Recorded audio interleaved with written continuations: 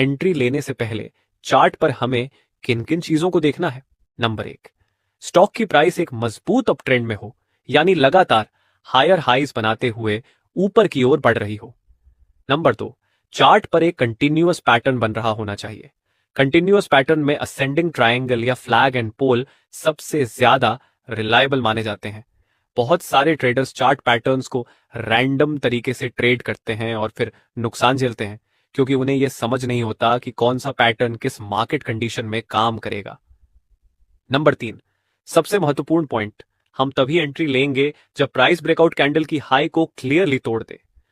Number 4, breakout candle से पहले वाली वॉल्यूम बार्स डिसेंडिंग ऑर्डर में होनी चाहिए, यानी पहले बड़ी बार फिर धीरे धीरे छोटी होती हुई, और जैसे ही ब्रेकआउट होता है उस कैंडल की वॉल्यूम बार पिछले सभी वॉल्यूम से काफी बड़ी होनी चाहिए, तभी हम ट्रेड एंट्री को वैलिड मानेंगे।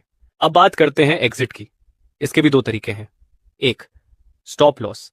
हम अपना एसएल ब्रेकआउट कैंडल के लो से थोड़ा नीचे रखेंगे, और अगर स्विंग लो पास में है तो एसएल स्विंग लो के नीचे लगाया जा सकता है।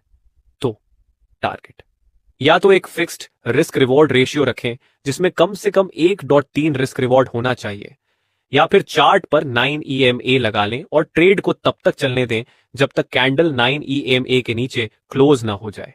ज्यादातर मामलों में मैं 9 EMA का ही इस्तेमाल करता हूं, क्योंकि स्विंग ट्रेडिंग में जब प्राइस ऊपर की तरफ चलना शुरू करती है तो कई दिनों तक अपर ट्रेंड जारी रह सकता है। अब इसे एक उदाहरण से समझते हैं। स्क्रीन पर दिख रहा चार्ट 1 डे टाइम फ्रेम में IRFC का है, जो पहले से ही एक स्ट्रॉन्ग अपर ट्रेंड में चल रहा है। ध्यान से देखें, जब प्राइस ऊपर की ओर बढ़ रही थी तब वॉल्यूम भी उसके साथ बढ़ रहा था। इसका मतलब है कि यह अपर ट्रेंड असली है और काफी मजबूत भी। पहला अपर ट्रेंड हम कभी भी पहले से प्रिडिक्ट नहीं कर सकते, लेकिन अगला अपर ट्रेंड क्या बनने वाला है उसे हम काफी हद तक अनुमान लगा सकते हैं, और हम उसी अगले ट्रेंड को ट्रेड करने वाले हैं। जब मार्केट ऊपर जा रहा था तो चार्ट पर लगातार बड़े ग्रीन कैंडल्स बन रही थी, लेकिन जब प्राइस नीचे आई तो गिरावट छोटी छोटी रेड कैंडल्स में दिखाई दी। साथ ही अगर आप वॉल्यूम बार्स देखें तो उनकी साइज धीरे धीरे कम होती जा रही है।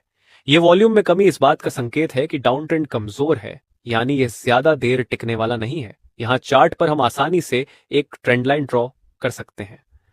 मैंने कहा था कि हमें एक कंटिन्यूअस पैटर्न चाहिए, और यहां बिल्कुल वैसा ही पैटर्न बन रहा है। अब सबसे महत्वपूर्ण बात, जब भी प्राइस इस ट्रेंड लाइन को ब्रेक करे और उसी समय वॉल्यूम सामान्य दिनों से ज्यादा हो, तभी इसे सही ब्रेकआउट माना जाएगा। इस चार्ट में भी हमें कई जगह वॉल्यूम दिखाई दे रही है, यहां पर भी, यहां पर भी और यहां भी, लेकिन इन वॉल्यूम्स ने ट्रेंड लाइन को तोड़ा नहीं था, इसलिए ये वैलिड ब्रेकआउट नहीं माने जाएंगे। असल एंट्री तो उसी समय होगी जब कोई कैंडल बड़ी वॉल्यूम के साथ